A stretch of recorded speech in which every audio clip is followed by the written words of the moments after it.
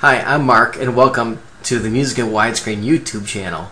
Today I have for you Phideaux Xavier and Ariel Farber of course, Phideaux. They were nice enough to spend an hour with me at 2 in the morning Saturday at RoSfest this year, 2012.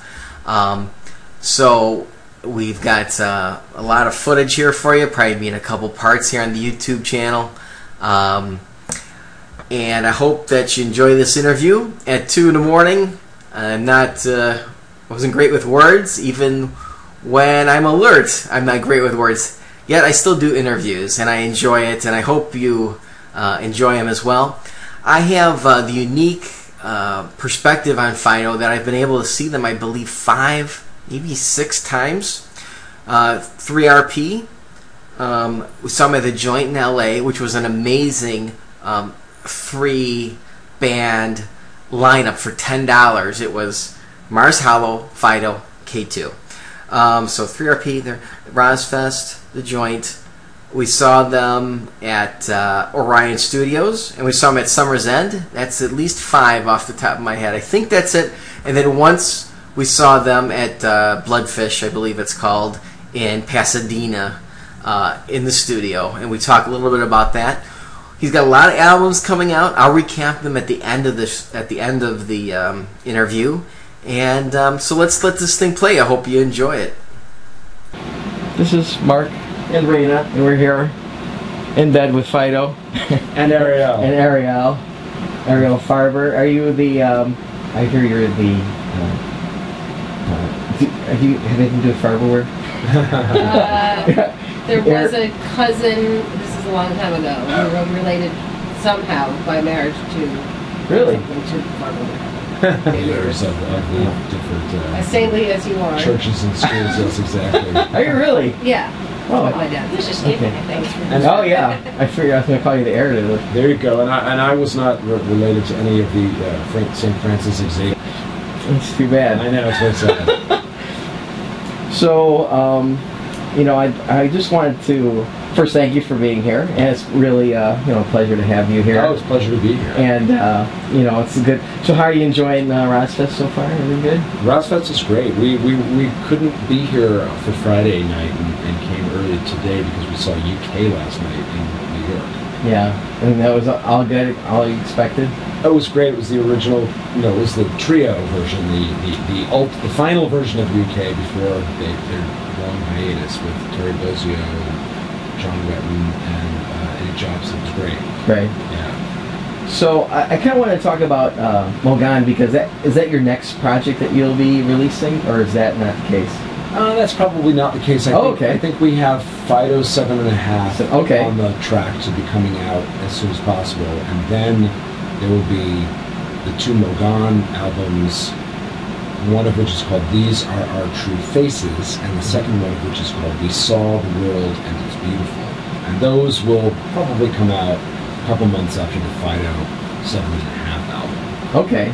So this is going to be a pretty big year for releases then, or? Yeah, I'd like it to be. I mean, we have, things take a long time to finish in Phideaux land, and in this case, we've been sitting on some material for a while, trying to get it mixed to concentrate on performing last year's RoSfest, and then we did a performance at Orion Studios that we recorded a couple of days worth of rehearsals and a performance, and so we were working towards that live experience, which delayed the work on the studio album. So now we're trying to get back to finishing up the studio albums, and everything takes a long time because there's a lot of tracks, there's a lot of people in the band, and so we're trying to figure out what stuff will make it on the album and what won't is a bit of a you know, it's a bit of a chore sometimes, a bit of a process. Right.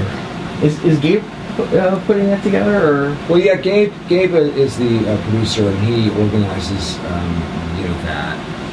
But we do a little bit of negotiating as we go. When we record, particularly if we're doing studio recording, we often record lots of different takes of things. So it's a question of sorting out what are the takes that have the tastiest magic on them. So, but 7.5 is the third and final installment of the Doom suite, or no? No. That's sorry. That's not what 7.5 is. It's an album of songs that never had home. Oh, okay, gotcha. Songs that we recorded around the time of our album number 7, but kept putting off. Couldn't make it. They couldn't make it on. There's songs from there's an outtake from Doomsday Afternoon Era called Tempest and Mutiny, which was something I recorded with some different people, with Rich Mauser, and he is a great producer and mixer, works with Spotsbeard and Transatlantic and some of those things. And we did that song together, but then there was a song I did for a Colossus compilation called it was about Dante's Purgatory, and we did a song called Strange Cloud that was done around the same time as Snow Torch, but it so that was allocated to the Musea Colossus compilation album, and so but it was a good song and we would like to have it on our own album. And then there's an outtake from number 7, which was a song called Have No Fear, which was originally going to be the last song on number 7 before I realized that Infinite Supply and Have No Fear were both really good end songs, and I didn't want to have 2 concluding songs, so unfortunately Have No Fear had to go. But and when you were recording Doomsday, I'm not quite sure. That was before I knew you. I didn't know Chupacabra or Fiendish or 313. You took a big risk on putting together an orchestra, for the final track. Did you really have a sense that song was going to be as powerful and go over as well when you did that? I mean, no, not really. No, I mean, it's.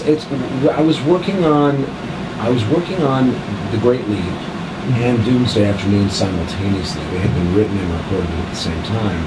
And whereas with The Great Leap, it was really a conscious effort to be rock and roll and sort of more raw.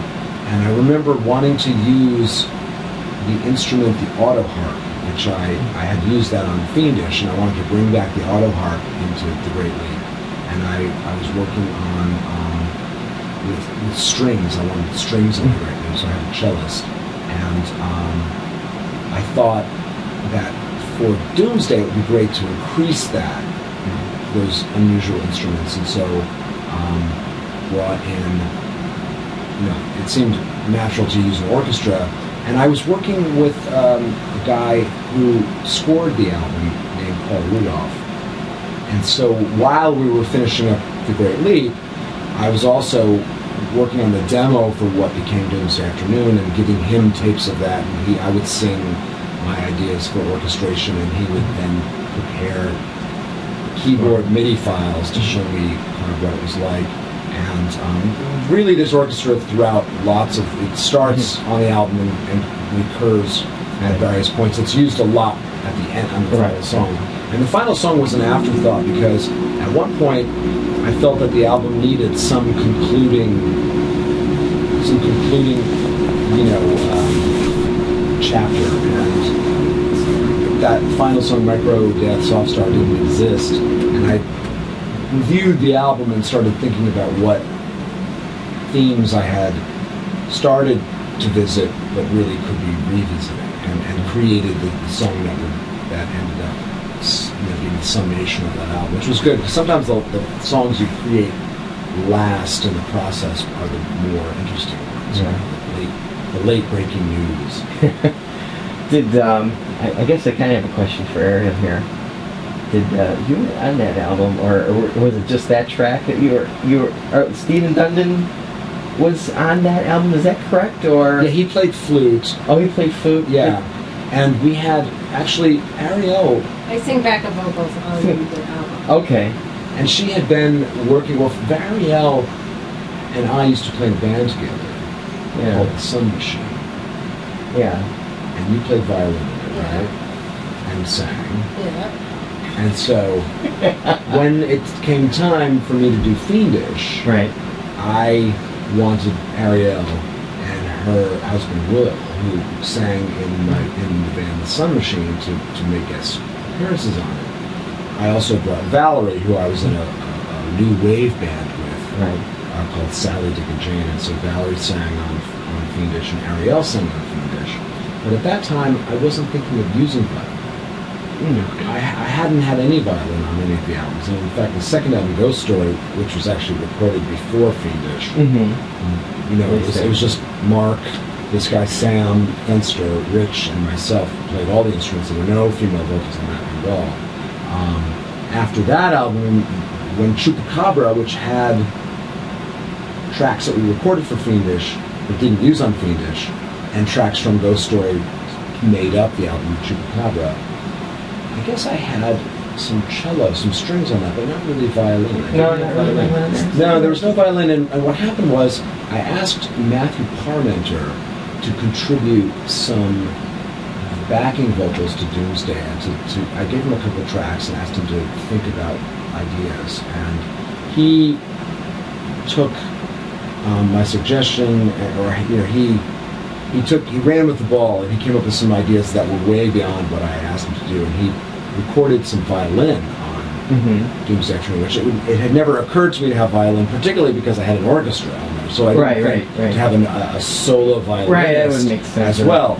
But the parts that he played were really great, and I had to actually, in some cases, juggle things around because his parts were so strong, and they were stronger than some of my own writing, so I had to extend the pieces so that I could have his violin stuff really stick out. And so when we later on got asked to play at Crescendo, there were these violin parts on this album that had been played by Matthew Parmenter, and we knew we were going to play these songs live, and so Ariel obviously was the natural choice because she and I had played in a band and she plays violin. And from then, then the next album, number 7, it was like, okay, well now she's here and she's going to play violin. Because I've always known you as part of the band.